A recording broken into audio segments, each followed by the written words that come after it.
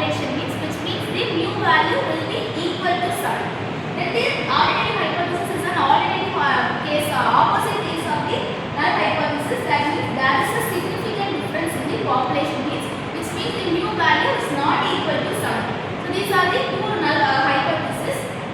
So next we are going to define the formula, that is the T formula. The T formula will be an x bar minus mu divided by sigma by root n. So we are going to substitute all those values which is given in the question. The x bar value will be an 67.5 minus mu value will be an 70 divided by sigma by root n. Sigma is 6 and the root n value will be an 18.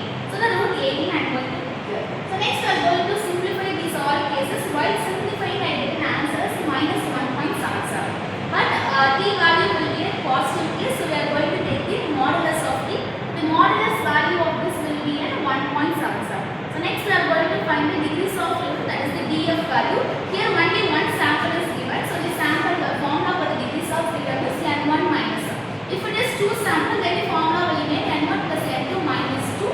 So here only one sample is given, so the formula will be n minus 1. So while substituting, that is 18 minus 1, the degrees of freedom value will be at 70. This is the degrees of freedom. So next we are going to find the critical value. Here the critical value does not mention in the question. So by default I am going to take the 5% level of significance. So for the 5% level of significance at the DF 70, the value will be at 2.110. So this value we are going to look up into one T table. So in the T table, the first upper row they are given the that is the value of the critical value, that is 0.1 and 0.5, 0.005. These types of critical values are given. And in the first column they are given some values 1, 2, 3, 4, 5, 6, up to etc. some numbers. So we are going to see for the 17th value, that is the 17th value, we are going to find the 0.05 value. So that value will be at 2.110. So this is the critical value for 5% level is 2.110. So we are going to compare this table value with our calculated value. So while comparing, that is the mod t value will be 1.77. If it is less than value, we are going to accept the null hypothesis. If it is greater than value, we are going to reject the null hypothesis. But in our case, that is 1.77 will be in less than 2.1.110. So we are going to accept the null hypothesis.